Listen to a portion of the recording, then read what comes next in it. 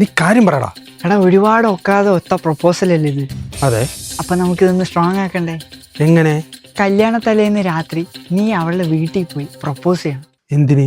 അത് ഞാൻ ഇന്നലെ ഒരു റീല് കണ്ടു. അതിൽ പറയണത് ആദ്യം കല്യാണം പിന്നെ പ്രണയം എന്നാ. അത് നമുക്കിവിടെ പ്രയോഗിച്ചാലോ? നീ പറയണത് എനിക്ക് അങ്ങനെ വലുതായി മനസ്സിലായൊന്നുമില്ല. പക്ഷെ ഒരു ക്യൂരിയോസിറ്റി ഉണ്ട്. നീ പ്ലാൻ പറ. കല്യാണ തലേന്ന് തിരക്കെല്ലാം ഒഴിഞ്ഞ ശേഷം പ്രിൻസിയുടെ വീടിന്റെ മതിലയാടി നീ വരുന്നു. അവിടെ ഞാൻ ഏണിയുമായി കാത്തു നിൽക്കുന്നു. എന്തു പറയുന്നു?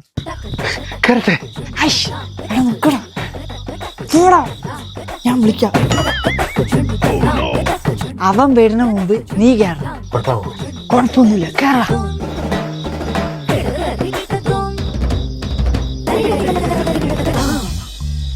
എന്റെ പ്രിൻസി.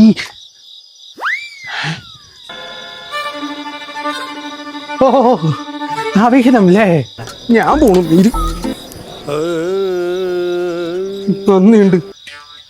നീ ഇല്ലായിരുന്നു അമ്മേന്റെ അവിഹിതം എനിക്കറിയില്ല. താങ്ക്സ് റബ്ബത്ത്. ഇനി എന്തൊക്കെ സംഭവിച്ചാലും നിന്നെ ഞാൻ കെട്ടാൻ പോണില്ല.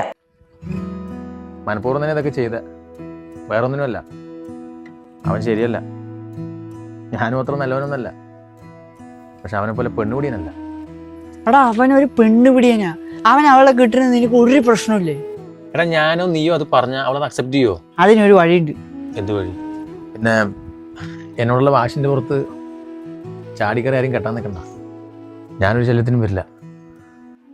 എനിക്ക് ഇഷ്ടമുള്ള ആളുടെ കൂടെ നീ ജീവിച്ചോ. ശരി. എടാ പറയടാ. ഞാൻ ഇന്നലെ ഒരു റീല് കണ്ടേ. അപ്പൊ അതുപോലെ ഒന്ന് സർപ്രൈസിന് വേണ്ടി പോയതാ. എന്നിട്ട് സർപ്രൈസ് ആയോ? ഒന്നും മിണ്ടായിരിക്കൂ. തത്തപ്പടിയെ കൊണ്ട്